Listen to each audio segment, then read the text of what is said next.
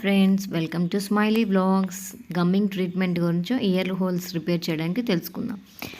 మీ year holes కానీ ఇలా అయ్యుండి మీరు ఇంకా గమ్మింగ్ ట్రీట్మెంట్ గురించి ఆలోచిస్తున్నట్టయితే ఈ వీడియో మీకు హెల్ప్ అవుతుందని నేను అనుకుంటున్నాను.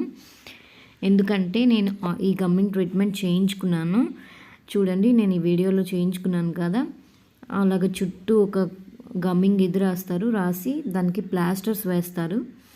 ఆ ప్లాస్టర్స్ ఏమో మనము 4 days వరకు ఉంచుకోవాలి. వాటర్ ఏది టచ్ అవ్వకుండా చూసుకోవాలి.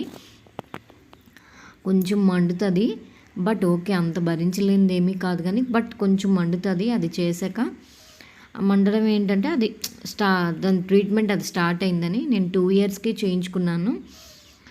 ఇప్పుడు 4 days తర్వాత తీస్తే ఇలా ఉందన్నమాట.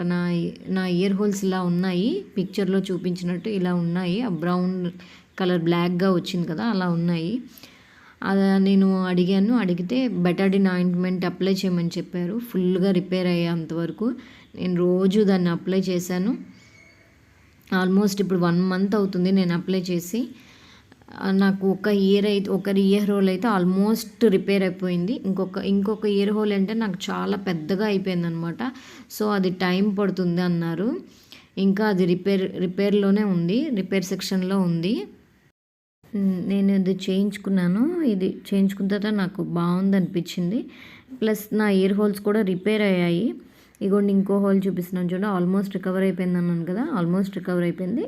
ఒక్క హోల్ మాత్రం కొంచెం ఇంకా టైం పడుతుంది, ఎందుకంటే అది చాలా బిగ్గా. ట్రీట్మెంట్ తీసుకోకముందే, జస్ట్ స్టార్టింగ్ ట్రీట్మెంట్ చేయకముందే నాకు ఇయర్ హోల్స్ కూడా కొత్త ఇయర్ హోల్స్ వేసి తర్వాత ఆ గమ్మింగ్ ప్రాసెస్ అనేది స్టార్ట్ చేశారు. ఎందుకంటే ఒకసారి ఆ గమ్మింగ్ పెట్టేశాక కరెక్ట్ పాయింట్ తెలియదని ముందే పెట్టేసి చేశారు. ట్రీట్మెంట్ కొంచెం కేర్ఫుల్గా జాగ్రత్తగా ఉండగలిగితే చాలు. ఒక 15 days ఉంటే జాగ్రత్తగా ఉంటే సరిపోతుంది. Please do share and subscribe my channel.